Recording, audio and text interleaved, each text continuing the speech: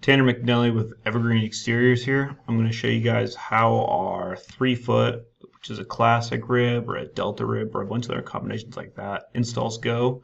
And this is the material used on our primary package. The first thing I'm going to start off with is everything in the field. If it's required to be ice and water, it's all ice and water. There is no bitumen-based ice and water. It's all high temp ice and water, which allows the sheets to expand and contract along the roof. I'll go ahead and play the time lapse so you guys can kind of see. You can see the guys are starting off by laying down the closure strip on the eave edge. This is going to block out bugs on that bottom edge. And they're going to set their first panel.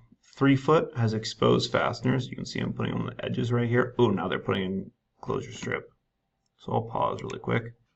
So that first thing they put in was a butyl strip along the bottom line right there. Butyl is a flexible sealant that goes on the eave edge. And what they're putting in now is closure strip. And closure strip is what's going to block the bugs on that eave edge. That's this thicker foam that goes along the bottom. Going through attaching our ribs.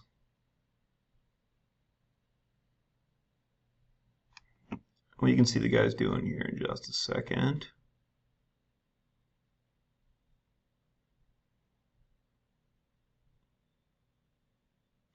So right here.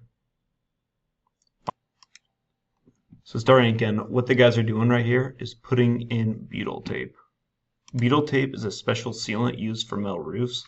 The reason we have to use butyl and not silicone is that butyl will expand and contract with the metal. You get about 3/16 of the movement for every 10 feet. So we have to run butyl in between our seams on low slope situations and in high snow country areas. So on this project right here, we had to run butyl, and we run it always on anything below a 512. What also comes in all these packages is a vented ridge. So what you're not seeing right now is the guys are going to cruise through at the very end of the project and cut a ridge, cut a couple inches out of the ridge up there. And what they're going to do with that is they're then going to install the same foam that we use on this eave edge over here, install it at the ridge with the ridge cap over the top.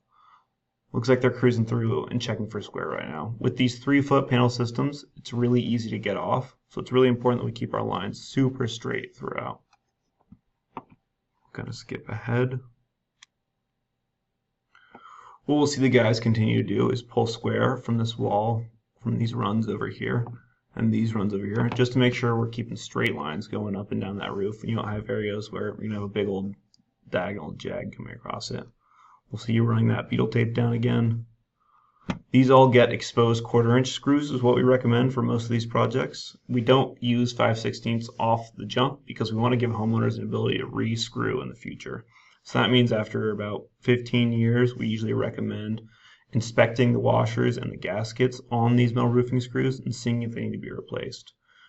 I recommend 15 years. I've seen some roofs go as long as 40 to 50 years without having to be re-screwed, but it's kind of just what the roof looks like after a number of years, how dark your panel is, and how much expansion and contraction it's going to get.